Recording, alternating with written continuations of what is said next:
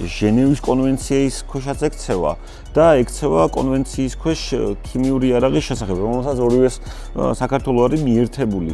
ყველას ახსოვს ჩემი ირგვლივ რომ თქვი რომ ეს არის სხვანაირი გაზი. ანუ რაღაც ციანდის რაღაცა ფორმაა, რომელიც გამოყენებული და ანუ ფაქტობრივად აკრძალულია იმ გრძელვადიანი მძიმე შედეგის გამო. ფაქტი არის რომ ესენი არიან წასული ვაბანკზე.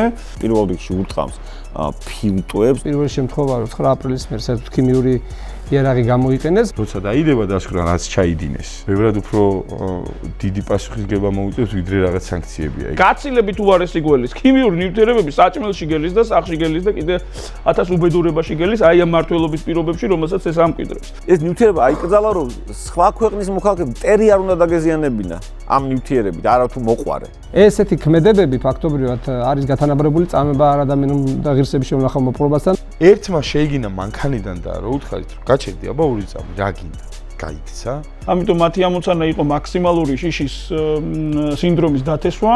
ლეტალური შედეგი არ დადგა იმ პერიოდში ეს იყო მე მგონია შემთხვევითობა თორე ამისთვისაც მზად იყვნენ აშკარად ჩანს ეს ისინი ისე წაგვატეხინებდნენ კისერს რა ევროპული მომავალი ხალხი просто მომავალ უბრალოდ მომავალზეა საუბარი ცდილობს გაანადგუროს როგორც პოლიტიკური ჯგუფები გაანადგუროს არასამთავრობო ორგანიზაციები გაანადგუროს აკადემიურ სივრცეში შეიჭრა ჩვენი შვილებისთვის უეჭველი თანასწორობა გვინდა რა სულ მგონია მე რომ ჩვენი რეალური ძალა ჯერ არ გვიჩვენებია ისინი ძალიან ჩქარობენ და ძალიან ბევრ შეცდომებს უშვებენ და ჩვენ ყველა შეცდომაზე ჩავაწერთ ეფექტურად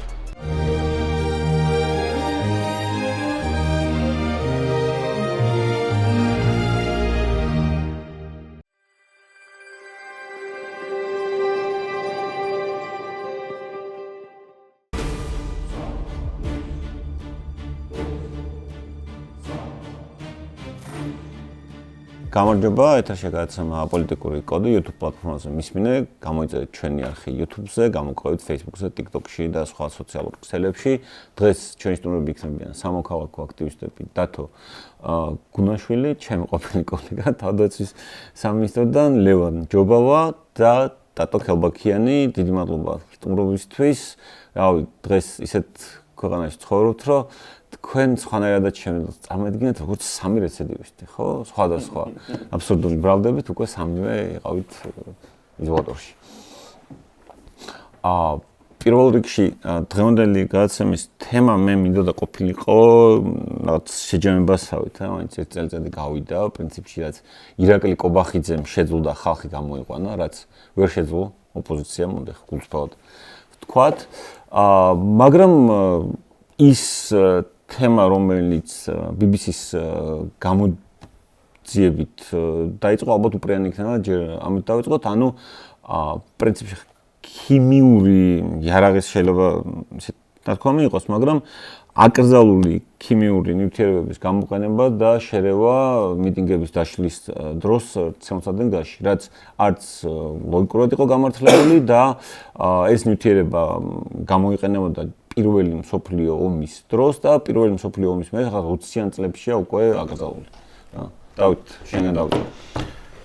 კი, და სხვათა შორის ქიმიური იარაღის გამოყენებამ და იმ შედეგებმა, რომელიც პირველი მსოფლიო ომის დროს ამ ყველაფერმა გამოიწვია, ადამიანების, ანუ მსოფლიოს საზოგადოების, ასე ვთქვათ, ცნობიერების ტრანსფორმაცია გამოიწვია, ზოგადად ომთან დამოკიდებულება შეცვალა ფაქტიურად.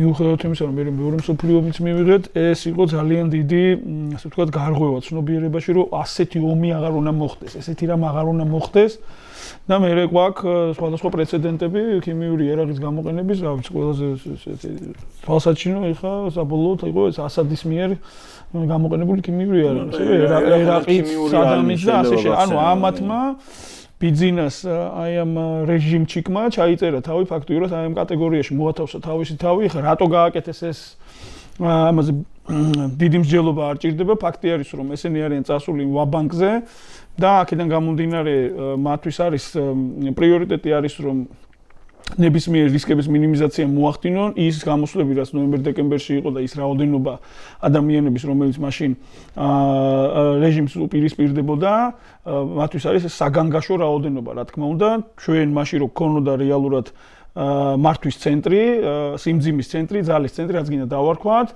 რეალურად ეს რეჟიმი ხა აღარ იქნებოდა იმიტომ რომ უბრალოდ ეს ადამიანები ვინც იქ ვიყავით ორგანიზების კოორდინაციის, სინქრონიზაციის გარეშე და ძირითადად მოქმედებით იმპულსით. ამიტომ მათი ამოცანა იყო მაქსიმალური შიშის სინდრომის დათესვა, მაქსიმალურად დათესვა და შესაბამისად ამისთვის იყენებდნენ ყველაფერს. ძალიან კარგად იცოდნენ და არწმუნებული ვარ, რამხელა რისკებთან არის მათთვის დაკავშირებული ქიმიური აკრძალული ნივთიერებების გამოყენება, იმიტომ რომ ადამიანებზე სახდენს უდიდეს ჯანმრთელობის დაზიანებას და სხვა კიდე თამდევ ეფექტებს, რომელიც ჩვენ ჯერ კიდე გასაზომი გვაქვს და მით უმეტეს აი ახლა ამ ფოკუსის გასწორების მერე მოგვეცემა ამის კარგი შესაძლებლობა და შესაბამისად მიუხედავად მაგისა ისინი მაინც მიდიოდნენ ამ ნაბიჯებზე და მე პირადად ვარ მომსწრე სასამართლოზე, როდესაც 11-ის სასამართლოზე, როდესაც ერთ-ერთი მოწმე, რომელიც აი ამ წყლის სწავლის მანქანას მართავდა, მას დაუსვა ადვოკატმა კითხვები, რომ იყო თუ არა შესაძლებელი, რომ ეს ქიმიური ნივთიერებები შერეული ყოფილიყო წყალში. და იყო თუ არა ეს გამოყენებული. ნუ იქ ის აბსურდული, ასე ვთქვათ, უკავშირი, რაც ამ მოწმემ გასცა, ვერანაირი დასაბუთებით, რომ ანუ ეს შეუძლებელი იყო, რამე მაგდაგვარი. იქ ამის დასაბუთება ვერანაირად ვერ მოხდა და ზოგადად ეს მოწმეების, ასე ვთქვათ, ტესტიმონიალები ხო საერთოდ კრიტიკას ვერ უძლებს, მაგრამ აი იმ მომენტიდანვე უკვე თვალსაჩინო იყო, რომ რეალურად ესენი ამ ტიპის, ასე ვთქვათ, საშუალებებს იყენებდნენ, რომ რაც შეიძლება მეტი ზიანი მიეყენებინათ მომიტინგეებისათვის, რომ რაც შეიძლება ნაკლები ყოფილიყო აქტიური ადამიანები წინახაზებში განსაკუთრებით ვინც აქტიურობდა, რაც შეიძლება ნაკლები ყოფილიყო წარმოდგენილი აი ამ ბრძოლის ველზე, რომელიც იქ იყო ამ რეჟიმის წინააღმდეგ. რაღაცები უნდა დავაზუსტო უბრალოდ რა, მართლა პირობითად პირველ მსოფლიო ომის დროს ხა იპრიტი, ხო, რაც არის იგივე master gas, ხო? დოგვის გაზი, ხო? კი ვიცი, მაგრამ კამიტი მართლა პირველად მესმის, ამიტომ უბრალოდ რაც ინტერნეტში მოვიძიე, კამიტი არის იგივე ბრომობენზილ ციანიდი და პირველ მსოფლიო ომის დროს იყენებდნენ იმის რომ სანგრებიდან სანგრების ომი იყო და თქვა ჯარისკაცები რომ იძულებული ყოფილიყვნენ რომ ანუ უკან გაქცეულიყვნენ ანუ უბრალოდ ამოსულიყვნენ ამასთან აკრძალულია საბარაუდო და ის პირდაპირ არა მოხსენიებული, მაგრამ კამიტს რათვისებებიც გააჩნია ჟენევის კონვენციის ქვეშაც ექცევა და ექცევა კონვენციის ქვეშ ქიმიური იარაღის შესახებ, რომელსაც ორივეს საქართველოს არის მიერთებული. ანუ და ჯანმრთელობის სიმაც რაც შეეხება ქრონიკული ისინი აქვს ნეგატიური შედეგები, რაც მთელი ცხოვრება გაყვება, მათ შორის პირველ რიგში ურტყამს ფილტვებს, აი გართულებული ბრონქიტის ნიშნები აქვს და კიდე ერთი რაც შეეხება აი კიბოსთან კავშირი იცი რატო არ ჩანს, იმიტომ რომ 1920-იანი წლების მერე ერთ საუკუნე ალამის არ გამოუყენებიათ ლიდერები შეიძლება გავიჩითოთ ამ ვარიანტში და ამიტომ აღარ იციან, ანუ ის ცოდნა დაკარგული, რომ რამე კავშირიდან რა კონკრეტულად რა კავშირი შეიძლება კონდეს, მაგალითად ზედა სასუნთქი გზების კიბოსთან ან კანის კიბოსთან. რა ეს აი პირველად იმით, რაც შეიძლება მონახულო. აი რავი, ერთი რაც შემიძლია ვთქვა, დასანქცირების ვარიანტში ესენი რასაც ბიძინა ივანიშვილის აკეთებენ, მაგას ტერიوير უკეთებს, მაგას ეს რეალურად მსგავსი ფაქტი ხო ეხა BBC ძალიან რეპუტაციულად საკმაოდ მყარი სააგენტოა, მსგავსი ფაქტი უბრალოდ ნიშნავს, რომ ესენი კიდევ უფრო გაერთულებენ თავიანთ საერთაშორისო აღიარებას. ბოდიში ეს უბრალოდ უნდა მეკვალევან, იმიტომ რომ არ ამგონია რომ ბევრისთვის ეხა კამიტი რაღაც ძალიან ცნობილი ის იყო. არ სწავლობთ ქიმიას ქართულ განათლებაში. ამ დონეზე მაინც არა ნახდად ეხა. რა ვიცი, მე ეხა გაზზე რამდენიმე რაღაც მინდა ვთქვა რა. ერთი ის რომ მეორე რუსული კანონის დროს რაღაც კონვენცია დაარღვიეს იმით რომ გაზი და წყალი დამიქსეს. აი წყლის ჭავლიდან რომ იყო ამაზე ქართული გამოძიებები და მე მივხვდნენ რომ არა ესე აღარ უნდა ვქნათო და გაჩერდნენ და გვეგონა რომ გაჩერდნენ და აი მართლა იმ წრეს რომელთანაც ერთად ვიყავი მე პირველივე დაშლაზე აქციის 28-ში ყველას ახსოვს ჩემი ირგვლივ რომ თქვი რომ ეს არის სხვანაირი გაზი. პირველად რაღაცა ეს არც მახსოვს, ალბათ 7 ნოემბერს გავსინჯე რა იყო და იმის მერე ეს აქციებზე გაზი სულ აქვთ რა, სულ იყენებენ ამას. ესეთი როგორ გითხრა, ანუ დამანგრეველი ეფექტი ადგილზე, აი ეს დასკვნები და რაღაცები საერთოდ არ იყო ჯერ.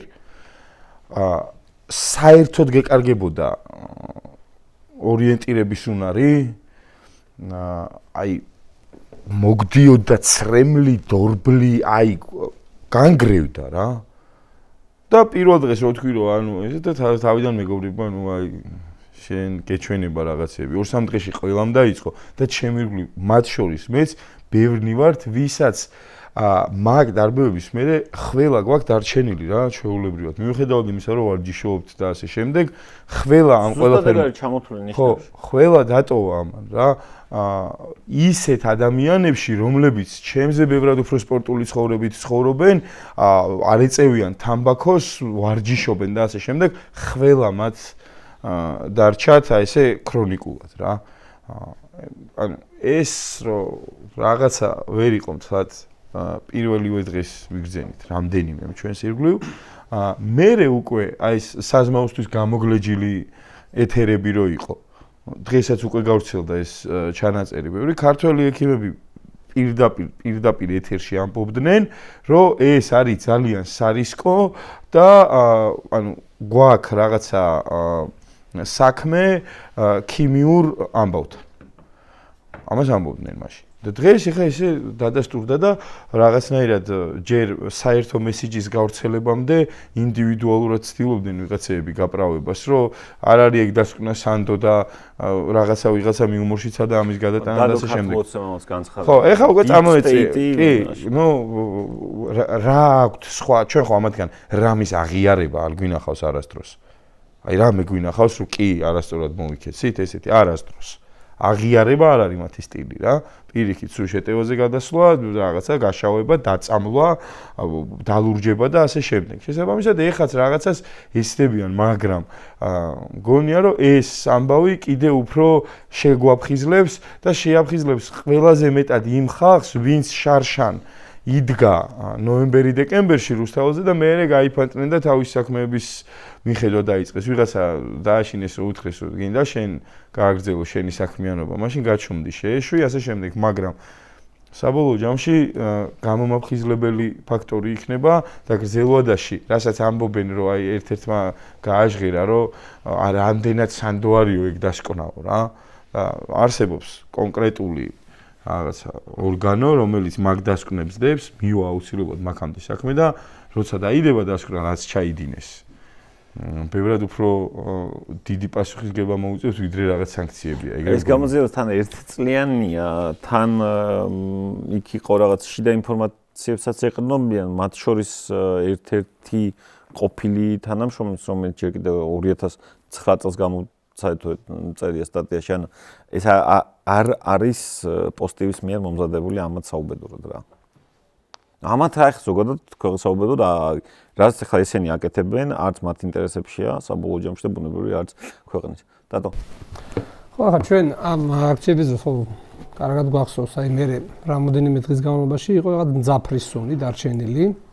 თვითონ როიდექი ამ არა მარტო არა თვითონ ასვალზე იყო დარჩენილი სუნი ეს რომ დაასხეს თლიანად ამ ტერიტორიაზე ხო ძალიან ბევრი ადამიანს თვითონ იმაზე დგომაც უჭირდა იმიტომ რომ ეს სუნი აზდიოდა მთლიანად ამ ტერიტორიას მე ვფიქრობ რომ ამათ უბრალოდ იმდენად იმ განსაკუთრებით 28-29-30 ამ რიცხვებში სადაც მაგის გარდა ძალიან ყველაზე ბრუტალური გზე ესეთი დარბევები გამოიყენეს ძალიან შეეშინათ ამ პროცესების რომ რაღაცნაირად ძალიან არ წასულიყო და გამოიყენეს აი ფაქტობრივად ჩემი ვარაუდით და საშუალებებიც ქონა ყველაფერი ჩაუშვეს და ჩვენ კიდე ბოლომდე არ ვიცით ამ გაზის გრძელვადიანი მავნე შედეგები და გავლენა ადამიანის ჯანმრთელობაზე ხო ეხლა თავის დროზე როცა ბიჭები საუბრობდნენ რომ ეხლა იქ ექიმებიც ამბობდნენ რომ რაღაცა სარისკოა და ასე შემდეგ და ნუ ეხლა როგორც აღმოჩნდა ფაქტობრივად ამის სახელი არის ესე იგი ბორომენზილ ციანიდი ანუ რაღაც ციანიდის რაღაცა ფორმაა რომელიც გამოყენებული და ანუ ფაქტობრივად აკრძალულია ამ გრძელვადიანი მძიმე შედეგის გამო და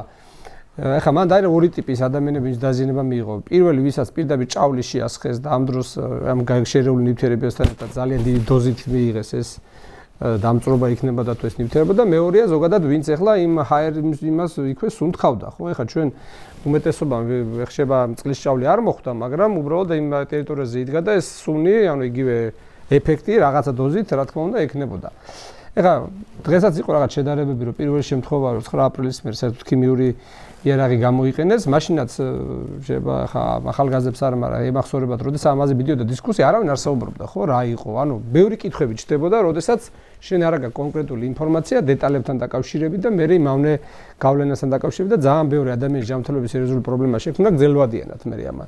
და ეს არ იყო შედეგი რაღაცა მყისიერად, რომ დაუშვათ ზოგ შემთხვევაში შეიძლება იმ მყისიერად იყოს გამოხატული ეს რაღაცა გავლენები და ზოგ შემთხვევაში შეიძლება გრძელვადიანად რაღაცა ტიპის პროცესებთან იყოს საქმე, ხო? ამიტომ აქ რა არის? ხა ერთადერთი აქ არის ის, რომ აქ მნიშვნელოვანია, რომ სერიოზული სამედიცინო კვლევებიც უნდა ჩატარდეს ამ თვალსაზრისით და რაც მთავარია, რომ უბრალოდ აი ამ თვალსაზრისით დავინახოთ ზოგადად ყველას გვაქვს უფლება, ხო?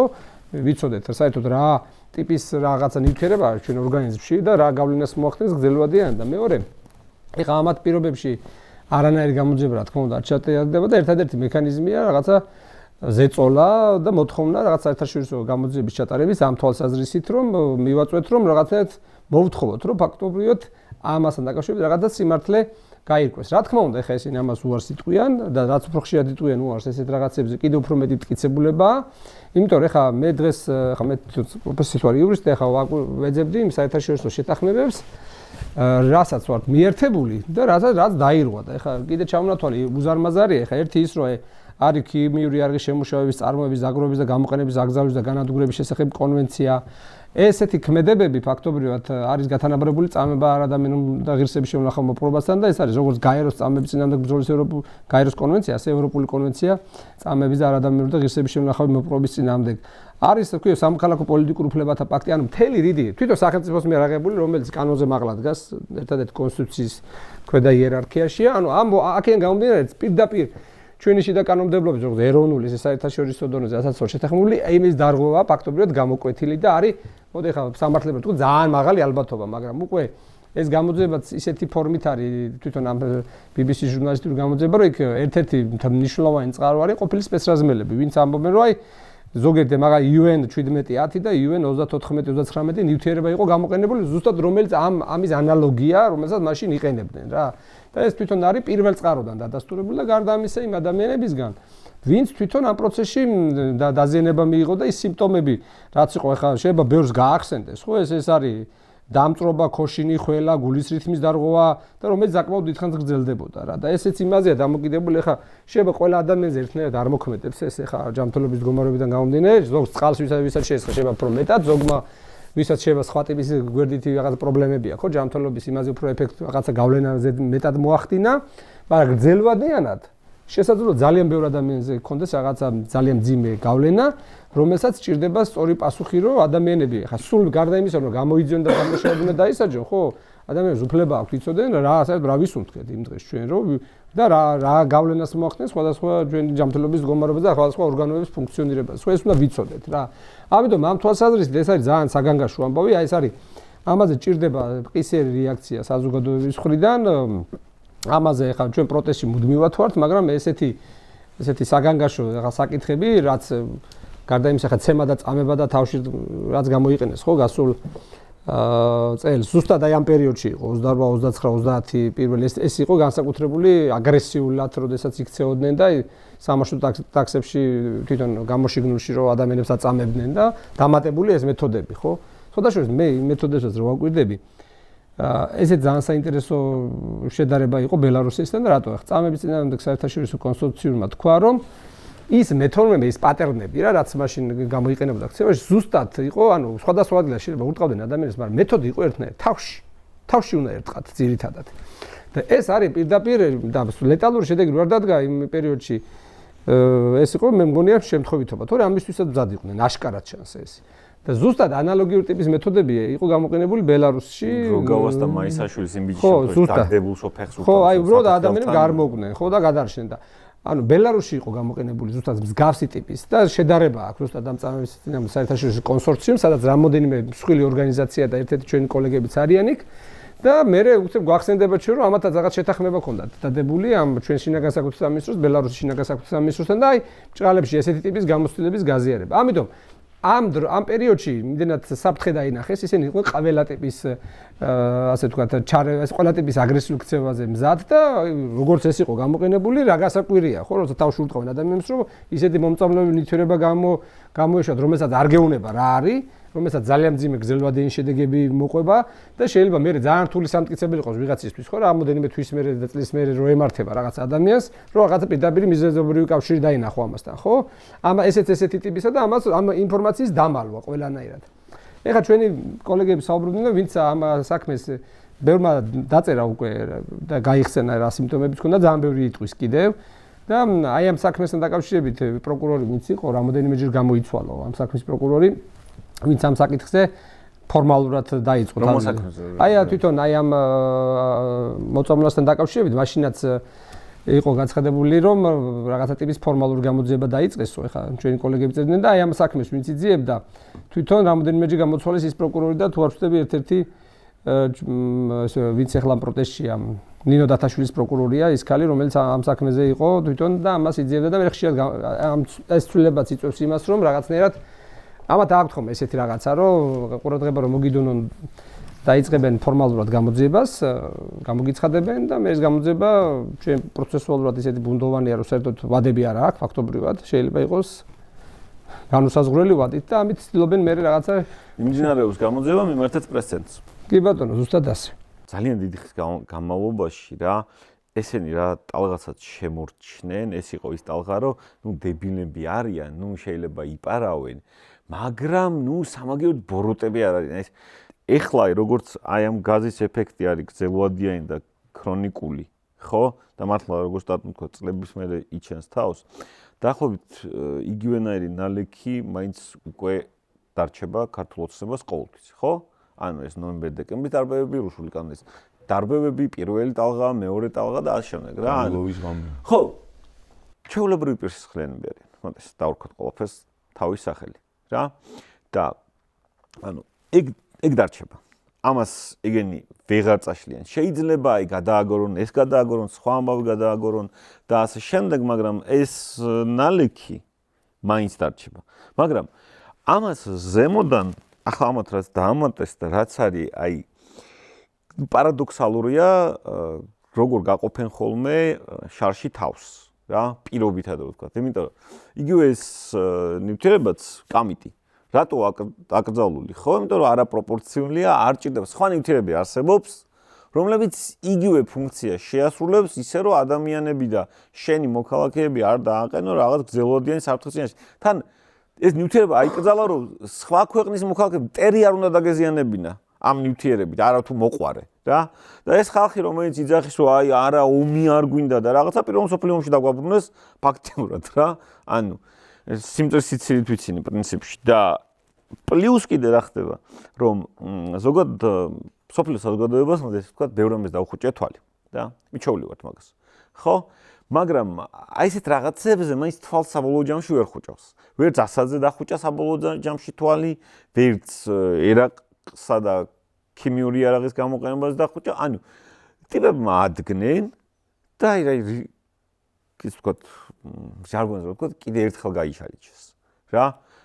ანუ მე უბრალოდ ესე უყურებ რა, რომ აი ადამიანურ მომენტს საერთოდ შევეშვათ, მორალურ მომენტს, რომ აი რატო აი საკუთარი მოქალაქის წინააღმდეგ რატო იყენებ ამ იმას, ხო? მაგრამ კიდე ცოტა რაციონალურად შეხედო რა.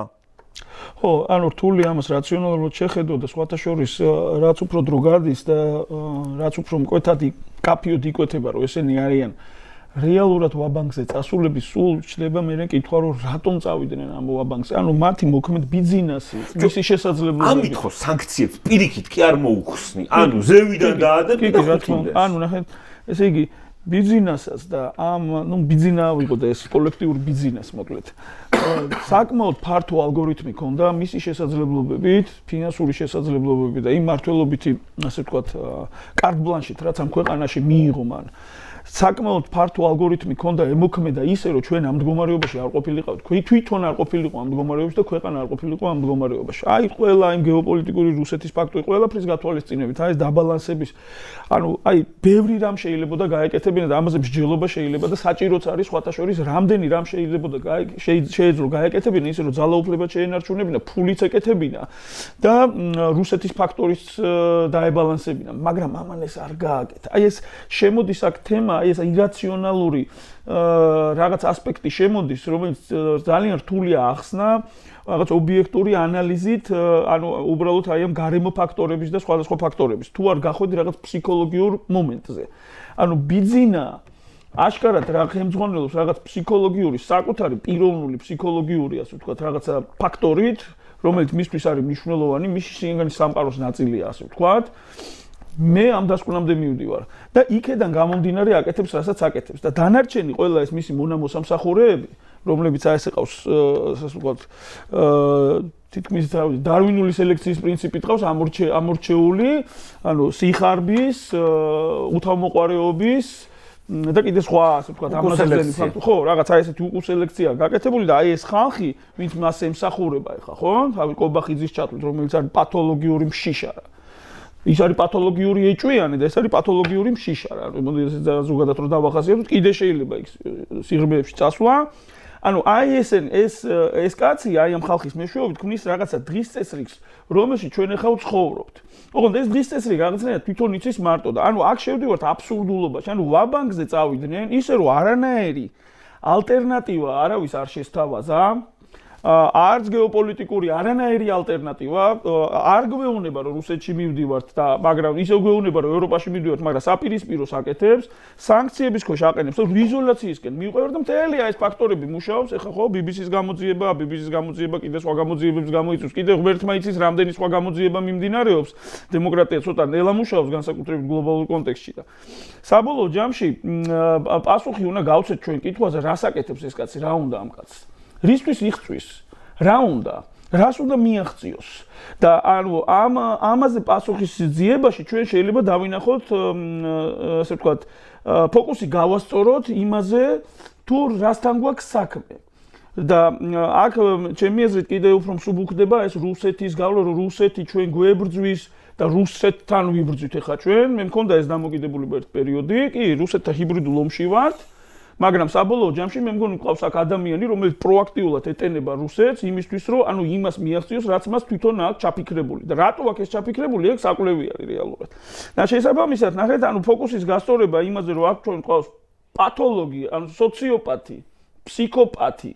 ასე ვთქვათ, რავი, ენვერ ხოჩხა იყო ეგეთი ალბანეთის ტირანი. 1000 ბუნკერი აქვს. დიახ.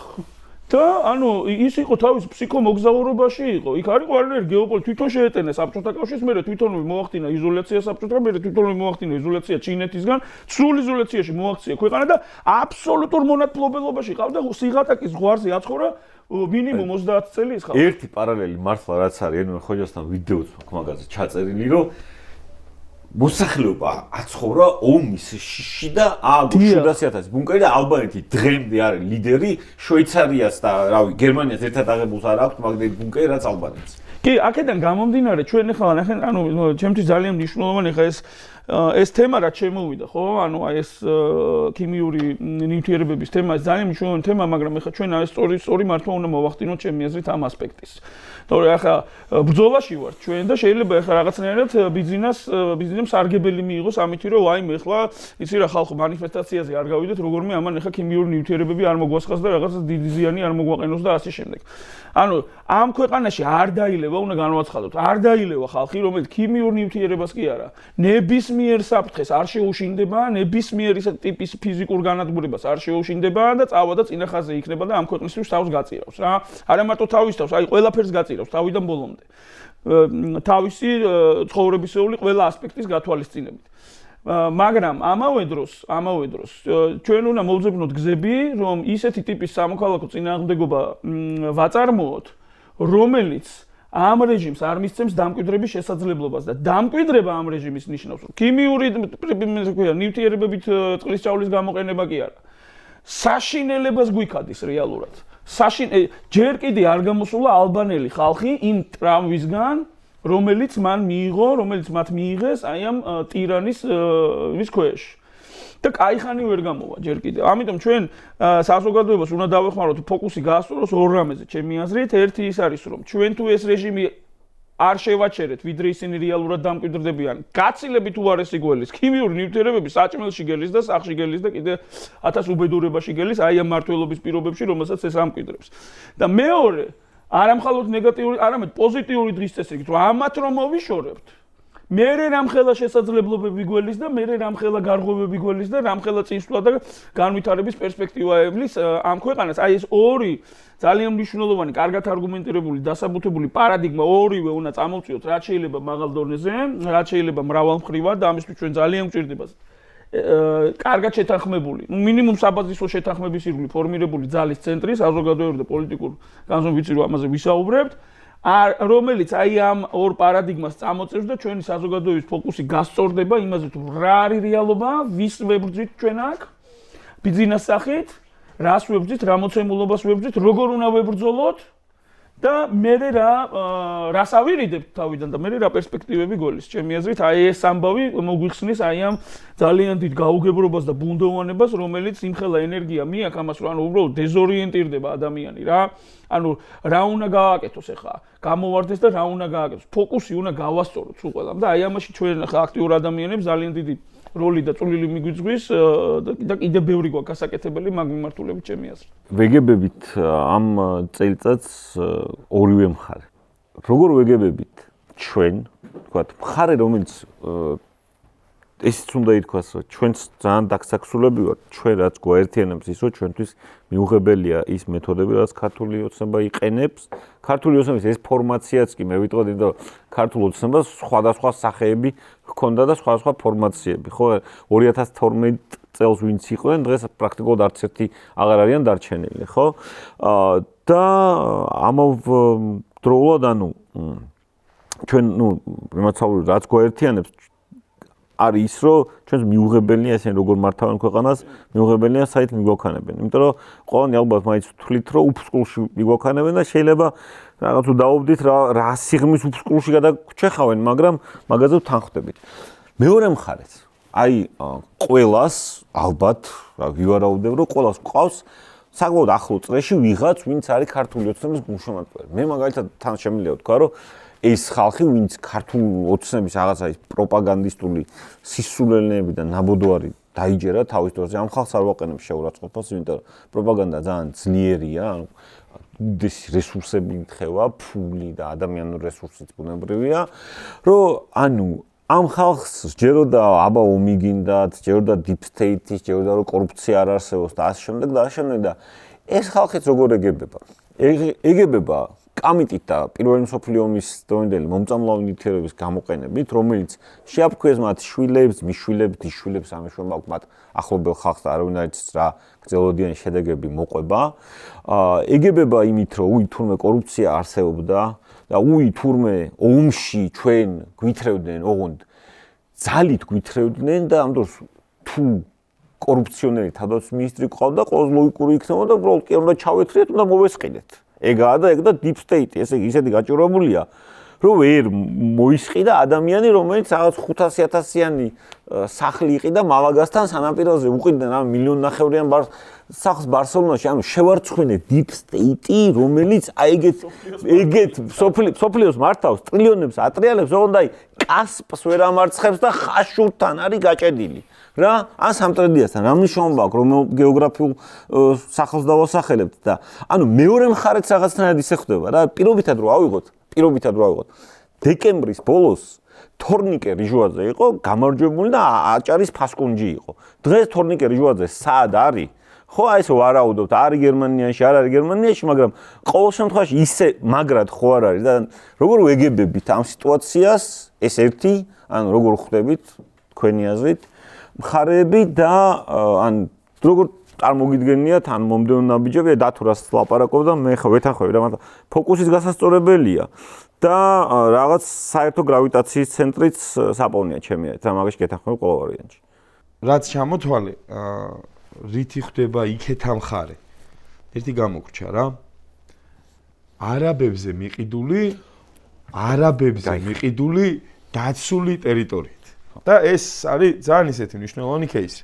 ვახსენეთ, რომ ჩვენი ახლობლებიც ვიღაცები არიან კოცების გულშემატკივრება. მე არ მჯერა რომ მაგ ახლობლებს, ჩემ ახლობლებს მე მაქვს ლაპარაკი, კოცების წამთ. უბრალოდ ეს ხალხი მიდრეკილია უპირობო მორჩილებას პირადი კეთილდღეობის გამო. სხვადასხვა დონით განისაზღვრება ეს პირადი კეთილდღეობა. ვიღაცასთან შეიძლება იყოს რაღაცა ელემენტარული ხელფასი, ვიღაცასთან პრივილეგია რომ მის მანქანაზე ჯარიმა არ მოვა და ვიღაცასთან ის გაღვივებული ისა რა ქვია ფრაზა რომ საქართველოს უპირველეს ყოვლისა ქართველობას გვართმევ. აგერ ძალიან წყნარად ადგნენ და დაცული ტერიტორიის სტატუსი მოუხსნეს ტერიტორიას, სადაც სხვათა შორის როგორც მამა ილიამ მითხრა, ეკლესიაც არის, კელიებიც იყო, ანუ აი ეს მთელი ფარსი რაც ჰქონდათ გამზადებული, მოშალეს.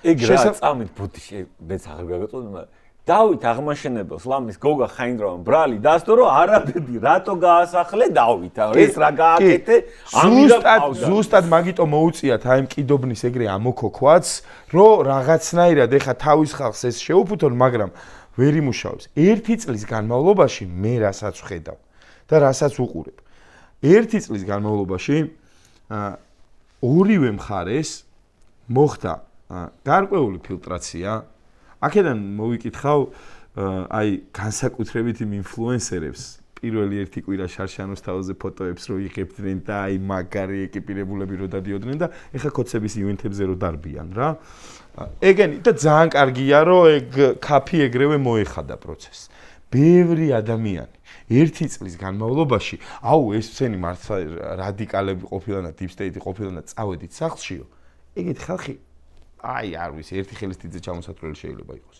იმიტომ რომ რასაც ეს მშვიდობიანი პროტესტი ამდენი ხანი აკეთებდა, ამას აკეთებს ამ პროცესში ძლიერდება და მოკლე მტკიცე ნაბიჯებით მიდის წინ. იქეთ რა ხდება მთელი 11 წელი.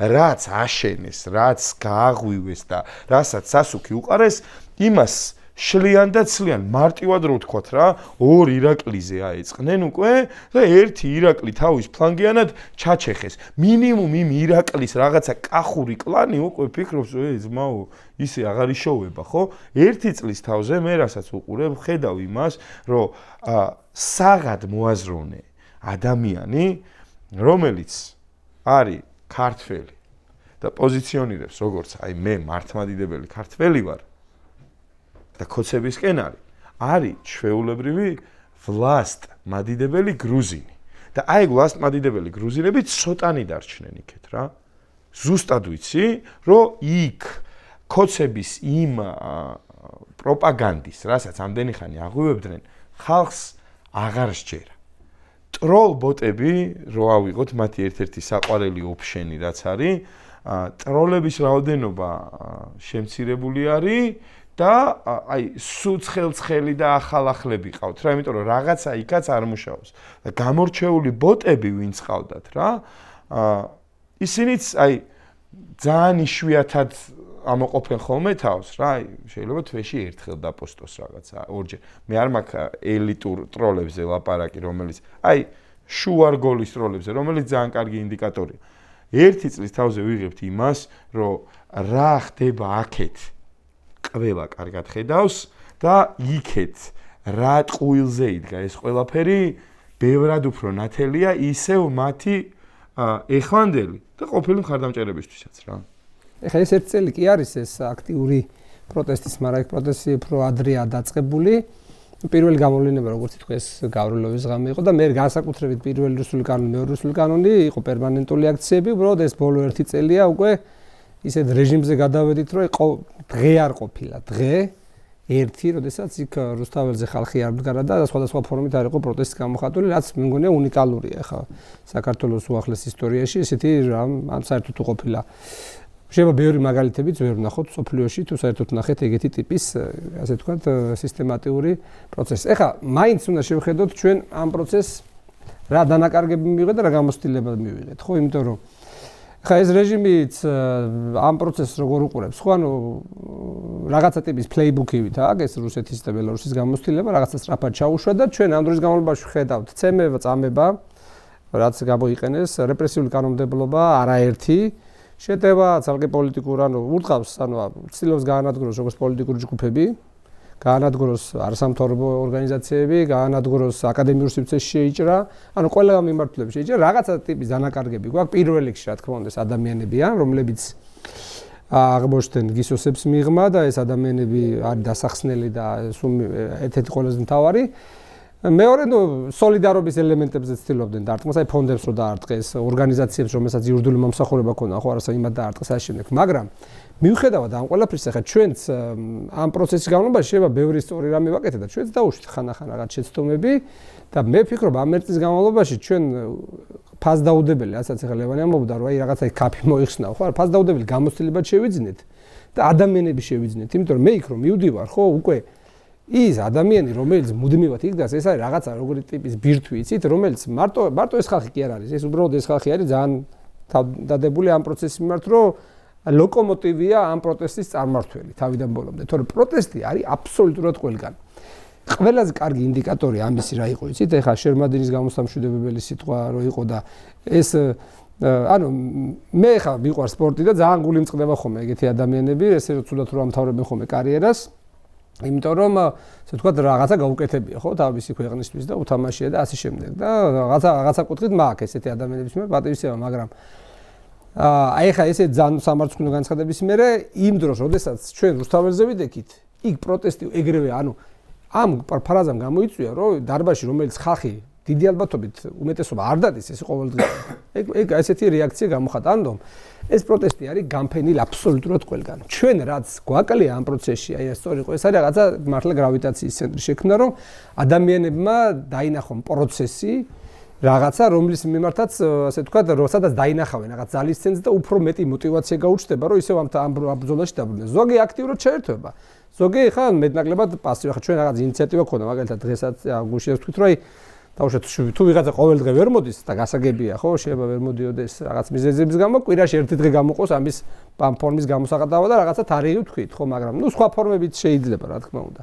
ამიტომ ეხლა ჩვენ რა შეცდომები დაშვებული იყო ყველა მხრიდან, ეხლა მაგალითად, როდესაც 4 ოქტომბერთან დაკავშირებით სამი გზა იყო, რომელიც ხალხს აბნევს, ხო, ეს სამი გზა იყო ყველაზე დიდი შეცდომა, საერთო ჯამში, ხო, ეხლა როდესაც ვერ ახდენ რაღაც პროცესის საკითხსადმი კონსოლიდირებას და ერთიანი რაღაც შეთავაზებას და ეხლა გამოცდილებაც დაგროვდა, უფრო მეტად ხედავ მე მზაობას და მომწიფებას იმ საკითხის, რომ ეხლა შესაძლებელია უფრო მეტად არის გაცნობიერებული ის საკითხი, რომ აი ხა ერთიანობის შეკრა და ვინმე რამე პარტიის და იმის გარშემო მე ვამბობ აბსოლუტურად პოლიტიკური და საზოგადოებრივი, იმიტომ რომ ჩვენ ვართ ერთ ნავში ყველა რა, ეხა ხალხან ცოტა მაოცებს მე პირადად, როდესაც აი იმასთან დავდგები, ამასთან არ დავდგები, არ მესმის, იმიტომ არ მესმის, რომ ხა ძალიან მარტივი გასარჩევია, ხო, რო შევხედოთ, ხო, დიდი ანალიზი ხარ უნდა.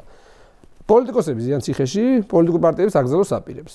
არასამთავრობო ორგანიზაციების მიიღეს კანონი, რომ გაანადგურონ. სამოქალაქო აქტივისტები ციხეში არიან. უნივერსიტეტში შეიჭრნენ. მედია ორგანიზაციებს ასუსტებენ და ხო უნდა მიხვდე, რომ ცალსაკეთ ცდილობს ყველას განადგურებას და მთლიანად იმ გველის მოსუფთავებას, რომ არც ერთი მხრიდან არ შეექმნა საფრთხე და აქედან გამომდინარე, საფრთხე არის ამათვის ყველა. და ეხლა მე მომწონს თუ არა ყველა პოლიტიკოსი არ მომწონს, რა თქმა უნდა და შეიძლება ვართ ვიღაცა აქტივისტის არ მომწონდეს და ვიღაცა ორგანიზაციის წარმოადგენელი, მაგრამ არის ესეთი საკითხი, რომელიც მიმართაც ყველა შეიძლება გავერთიანდეს, არის ევროპული მომავალი და ბრძოლი რაღაცა ამ რეჟიმის ჩამოშორება და იმ წერტილამდე რომ მიხვალ მე, როდესაც შენ თავი არჩევნის გაკეთება შეგეძლება, მე გააკეთე ის არჩევანი, მაგრამ ეხლა სხვა ამოცანა გაქვს. ამ ამოცანის ირგვლივ ეხლა ჩვენ ძალიან ბევრ ჯელოდ მუშაობთ, უფრო მეტი და კარგი კოორდინაცია ამ აქტივისტებს შორის, როდესაც გეგმავთ ერთმანეთს ხარს უჭერთ, მაგრამ საჭიროა რაღაცა ესეთი გრავიტაციის ცენტრი შექმნას პროცესის მიმართ, რომ საზოგადოება, რომელსაც ხანდახან მოეძალება ეს უიმედობა, ნიჰილიზმი, რომელიც ეხლა იცილებს, აი აბა რა, აბა ვინ, სულ ყველა კითხულობს, აი ვისთან დავდგე, ხო, რასთან დავდგე და ხა ჩვენ არ ვამბობთ, რომ შეიძლება ერთი ადამიანი იყოს, მაგრამ იყოს რაღაცა პროცესი და ეს მაგნიტივით ამ პროცესს თუ შევქმნით ჩვენ და რაღაცა საკოორდინაციო ჯგუფი იქნება, თუ რა სახელს დავარქმევთ, ხო, ამ მიმართულებით არის მოძრაობა, ეს გამოიწვევს იმას, რომ ეს ხალხი, რომელიც ხშირად ვიყენებ ხოლმე ამ შედარებას, აი გავარვარებული ნაკურჩხალია რა, მთლიანად მოდებული, რომელსაც ერთ კარგ სულს თუ შეუბერავ, ისი აგიზგიზდება ყველგან და მოედება აბსოლუტურად ყველაფერს. იმიტომ რომ ეს ჩანს, განწყობებში ჩანს და ესენი თუ რამეს აკეთებენ, მაგალითად, რითაც ამ პროპაგანდით ცდილობენ, ხო, ეხლა როცა ვამბობ ამათ ამომრჩეველზე, ამათ აქვს ძალიან დახვეწილი ინფორმაციული манипуляციის მეთოდები, მაგალითად, მასობრიობის ილუზიის შექმნა, რასაც ცდილობენ, რომ შექმნა, ვითომ ბევრი არის, შემდგომში უდიდეს უმცირესობაში არიან რა. ამიტომ ჩვენც აი ამ სხვადასხვა მიმართულებით უნდა ვისწავლოთ კოორდინირებული მოქმედება ამ პროპაგანდასთან გამკლავებაც ის რომ ხანახან ჩვენ თვითონ არ შევუწყოთ ამ პროპაგანდის გავრცელებაში ხო ძალიან ხშირად ხა ჩვენ ვაკეთებთ ამ ნარატივებს ჩვენ ვარცელებთ რაღაც ქარს დადებს ცუდს მე აღშფოთებული წერეს რა ცუდი დადო და აზიარებ და სიამოვნებაში გავრცელებაში ხმა ანუ ელემენტარული რაღაცა ემოციებზე გათვლა რაღაცები ჩვენც უნდა ვისწავლოთ რაღაცები ნელა-ნელა უფრო დაიხვეწა ეს საზოგადოება მაგრამ აი ხა ერთიანი იმიტომ რომ სულ მგონია მე რომ ჩვენი რეალური ძალა ჯერ არ გვიჩვენებია ნამდვილად არ გვიჩვენებია ჩვენ რომ ეს შევკრათ ეს იქნება ისეთი ტალღა და ამის ჩვენ ამას რო შევკრავთ ამას რო შევკრავთ ჩაჭრისთვის ბოდიში კი მადლობა ჩვენ ამას რო შევკრავთ იცით რა ტალღა იქნება და მე ამაში ვარ დარწმუნებული და ამ მიმართულებით უკვე ძალიან გამარტივდა ჩემთვის ყველასთან კომუნიკაცია უკვე ამ პროცესში და მე დარწმუნებული ვარ ხა ძალიან მალე შეიძლება უკვე საზოგადოებას რაღაცის შეთავაზება შეძლოს თლიანად აი ამ საპროტესტო ჯგუფებმა რა. მან და რამდენიმე მომენტი საერთოდ რაღაც საუბარი ჩემთვის უკვე ევროპულ მომავალზე, უბრალოდ ამ ქვეყნის მომავალზეა საუბარი. ანუ ზუსტად კარგად მინდა ყველამ გამიგოს რა, გუშინ გამოვიდა კალიბერ აზზე, მაგალითად სტატია, რომ ძალიან მტრულად ნეგატიური გახდა დამოკიდებულება აზერბაიჯანელი სატვირთოების მცხოვრებისადმი. ანუ ესენი ზოგადად მაგიტომ რა ადამიანი თუ სულელია, ან სულელი შეიძლება არ იყოს, მაგრამ იმ ადგილას არა, სადაც უნდა იყოს. დაუშვათ მე საერთაშორისო ურთიერთობებში მართლა კარგი ვარ, მაგრამ ინჟინრად მე არ უნდა დამაყენო არც ერთ შემთხვევაში და მეც ნამუსი თუ მაქვს ინჟინრად ცხოვრებაში არსად არ უნდა დავდგე, იმიტომ რომ მე ამაზე არ მუშაობ. შენ აგერ ამ შვენიერი კარგი საქმე გაქვს ქართული რეგბისთვის, სპორტისთვის და ქვეყნისთვის გაკეთებული, მაგრამ თქვათ ჰიდროენერგეტიკოსი ან რაღაცა არ მგონია შენგანაც გამოვიდეს. რაგბიში კი მწვრთნელობაზე არასდროს არ ამოჟია პასუხისმგებლობა, იმიტომ რომ მე ეს არ ვიცი. ფეხბურთი მიყვარს სიგიჟემდე, მაგრამ თავში არასოდეს არ მომივა რომ მწვრთნელს ვასწავლო ჭკუა, თორე ფეხბურთი მე რომ მიყვარს, აი რავი, რა ბევრი შემეჯიბროს ძალიან სტაჟიანი გულშემატკივარიც ვარ, მაგრამ ეგ არის რომ ანუ ესენი ისე წაგვატეხინებენ კისერს. რა ევროპული მომავალი ხალხო, პროსტო მომავალ, უბრალოდ მომავალზეა საუბარი, იმიტომ რომ მე მაგალითად ჯიუტად ის მაინც მაგ გადაწყვეტე რომ მე ამ ქვეყნიდან ვერ წავალ, არ წავალ, აქამდე წავიდოდი. განა ცუდია ის ხალხი, იმ ხალხსაც გაუმარჯოს, ვინც წავიდა და იქიდან აძლიერებს ქვეყანას. მე ჩემ თავზე ვლაპარაკობ და ამ ქვეყანას წაატეხინებენ ეგენი კისერს. არც ევროპული მომავალი გექნება, არც აზიატური მომავალი გექნება, საერთოდ არანაირი მომავალი არ გექნება, ეგეთი. მეორე ჩვენი ყველაზე დიდი პრობლემა. არა მარტო აქეთ ამ ხარეს, ეგ ზოგადად ქართველური პრობლემა იყო, როდესაც ირანი, ანუ სეფიანთა ირანი რო იყო პიკზე, ის ირანი დაამარცხეს სააკაძემ, ზურაბარაგვის ერისთავმა და თეიმურაზმა და ერთმანეთს დასცხეს ბაზალეთის ომში. ანუ აი ეგ სამწუხაროდ ეს ჩვენ თავადვე ვიცით, რომ ეგ გვაქვს, ეგ დაგსაქსულობა ერთადერთი შემიძლია თქვა. ერთად თუ არ დადგებით, შეიძლება ერთად დასხდომა მოგვიწია. აი მანდ ერთად სხდომა ყველას მოგვიწია, მე მგონი იზოლატორებში და აი ტატომ რაც აღნიშნა, რომ ჩვენ ძალა არ გვიჩვენებია ჯერ და ამ ძალას რო ვაჩვენებთ. ყველაზე მეტად მომწონს ამ პროცესში ის, რომ მეს გადაწევა ებით უნებლიეთ მიხმარებით თუ ასე შემდეგ მეს უკან გადაწევა და ჩვენს წინ წამოწევა ეს უკვე იქცა ნორმად და მიდის ამის კეთება. ადამიანებმა როგორც დათომ აღნიშნა თავიდან რომ ჩვენ მაშინ რამდენიც ვიყავით უბრალოდ იმპულსურად გამოსულები, ხო? და მაშინ არ გქონდა ერთმანეთთან კომუნიკაცია და ასე შემდეგ. ეს ყველაფერი იცვლება. ბევრი გადაცემაში მithkoms და აქაც გავიმეორებ, რომ ჩემი ხასიათიდან გამომდინარე, ჩემთან ურთიერთობა ხშირად უჭირთ ჩემი ოჯახის წევრებს. ანუ არ არის ხოლმე მარტივი. მაგრამ იქ სადაც აი ესეთი მნიშვნელოვანი საკითხი არის, რაც ქვეყნის მომავალს ეხება. მე ჩემი ხასიათი კონკრეტული მიმართულებებით უკან მაქვს გადაწეული და ის ადამიანები, ვინც ჩემ გვერდით და ჩემთან ერთად დგანან, ვისთან ერთადაც რაღაც საკითხზე მუშაობ, თავარი არის რომ მოსმენა დავიწყეთ ერთმანეთის და მსჯელობა. მოქმედებებიც სხვადასხვა. ერთი ძალიან ისეთი მნიშვნელოვანი ამბავი იყო 28-ში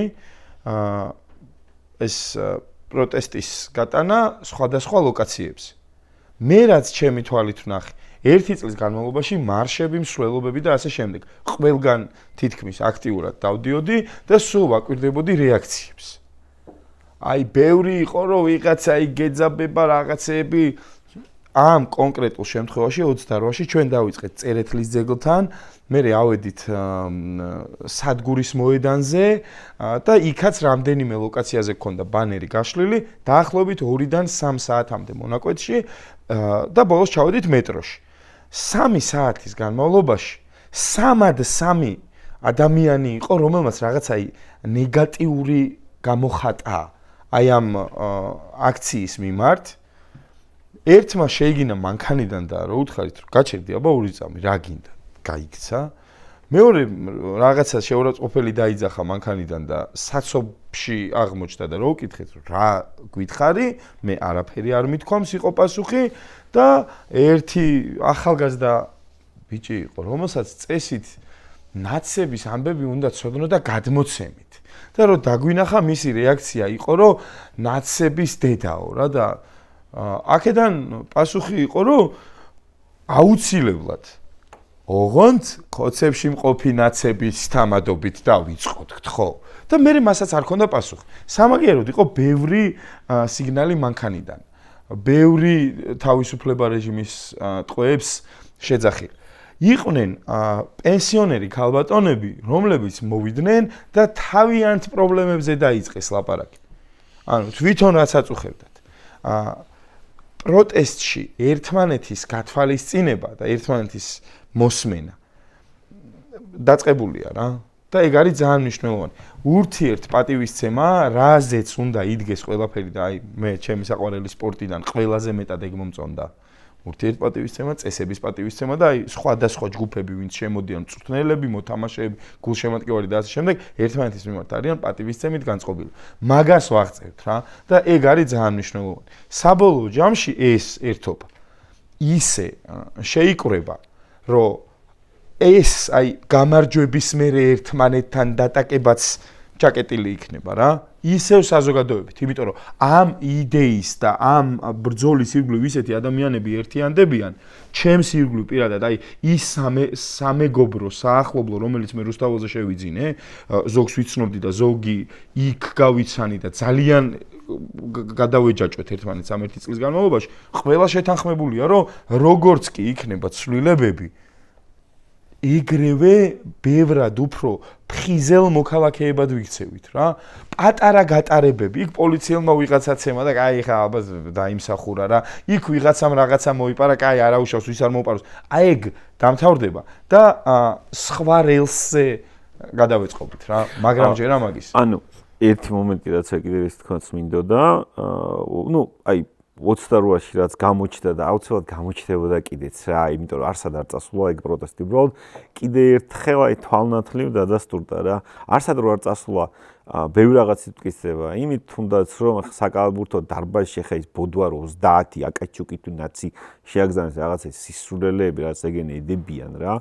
აი ხავსივით ეჭიდებიან. ხო, ანუ ძალიან სინქრონულად და ძალიან ბუნებრივად ხდება ხოლმე ეგ პროტესტი რა, რომ არსად არა თუ ესე ვთქვათ გაიზარდა ამათი მომხრეების რაოდენობა, პირიქით მოიკლო, ეხლა შენაც თქვი რომ რაღაც რომელიღაც კლანს დაარტყეს და ეს კლანი დაფიქრდა რომ აი რა ვიცმაო ეხლა მაშინ რაღაცში მჭირდები შენ საერთოდ და პლუს არის მაინც ლევან ადამიანთა კატეგორია რომელიც აი თუნდაც მაგალითად კორუფციაზე იძახდა რომ აი ჟურნალისტები იგონებენ რაღაცა და ნუ ახლა ამათ დაუდეს უკვე ხვირწინ და უკვე ვეღარ ამბობს რომ იგონებდნენ და მე იმას მაინც გაუჩნდა კითხვა რომ ვახ კაცო თუ ამას არ იგონებდნენ და მართალი იყო შეიძლება სხვა რამეც მართალი იყო და ომში არ მithრევენ მაინც და მაინც გაიგე ანუ ეს მომენტები გამოჩნდა კიდე ის არის რომ მაგალითად მე ხშირად ვაყენებ საკითხს როგორ